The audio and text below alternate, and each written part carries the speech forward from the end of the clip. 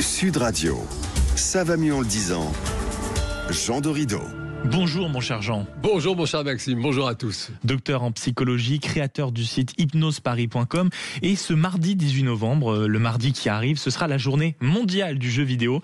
Je sens que ça va me concerner. Et ce que vous pouvez nous dire mon cher Jean, c'est que qui joue aux jeux vidéo? Pourquoi? Il y a tout un univers. Alors il y a tout un univers Maxime, effectivement. Et en réalité, on peut dire que tout le monde joue d'une façon ou d'une autre aux jeux vidéo. Beaucoup d'eau a coulé sous les ponts depuis l'apparition de Pong au tout début des années 1970. Et aujourd'hui, en France, le jeu vidéo est le premier produit de consommation culturelle devant les films, devant la musique. Ça a pris une place considérable dans la vie des Français. La première place, la number one. Les spécialistes expliquent que 3 Français sur 4 jouent, et la plupart du temps, ils jouent tous les jours. Alors, pourquoi tant de monde s'adonne à cette pratique, demandez-vous, mon cher Maxime? Eh bien, tout simplement parce que l'Homo sapiens est joueur. C'est important de se souvenir que nous sommes des mammifères de la famille des grands singes, et nos cousins, les grands singes, eh bien, ils sont joueurs eux aussi. Alors, évidemment, dès que les premiers ordinateurs ont fait leur apparition, l'idée s'est immédiatement imposée de réussir à jouer avec. Et le jeu vidéo, eh bien, ça fait du bien au cerveau,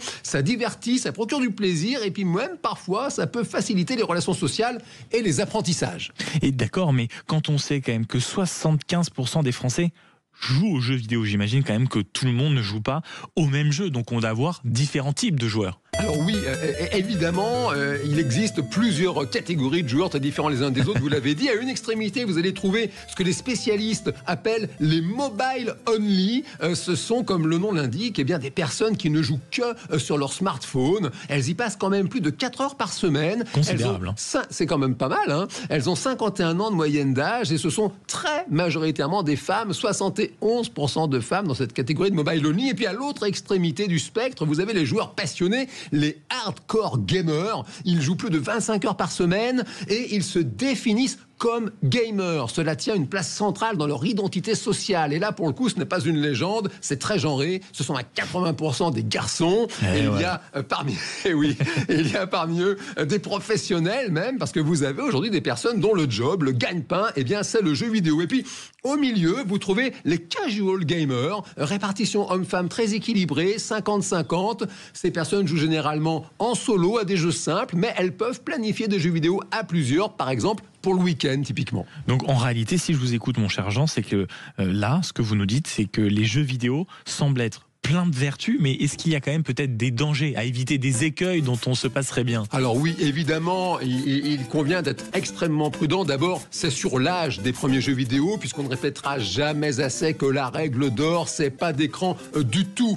avant 3 ans. C'est hyper important. Quant au tout premier jeu éducatif, eh bien, ce n'est pas avant l'âge de 6 ans, à condition bien sûr de jouer avec votre enfant, parce qu'à cet âge-là, c'est la relation avec le parent qui est essentielle. Donc si vous préférez jouer aux billes plutôt qu'aux jeux vidéo à 6 ans, c'est super. Et puis à partir de 8-9 ans, vous pouvez en coopération avec votre enfant explorer avec lui les jeux qui l'attirent, en veillant évidemment à ce qu'il soit bien de son âge, parce qu'il y a des jeux vidéo qui sont très très violents, réservés à un public averti, comme on dit. Et puis un autre point également important, c'est de faire attention au temps d'écran, quel que soit l'âge. Le jeu vidéo, ça doit rester un plaisir et pas une source de conflit ou même d'addiction, puisque l'addiction aux jeux vidéo est reconnue par la science depuis quelques années. Maintenant, dès lors que vous allez veiller à rester dans ce cadre, alors vraiment, vous pouvez vous faire plaisir et même développer de nombreuses compétences cognitives, sociales ou encore psycho-affectives avec les jeux vidéo.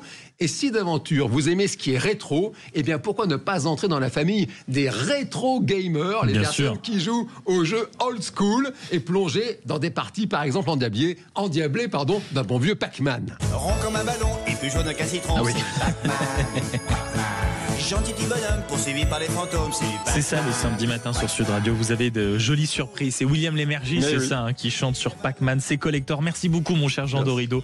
Il y a de la magie en vous, votre livre publié chez Duno. On vous retrouve évidemment la semaine prochaine. Je vous souhaite une très belle journée. Dans un instant.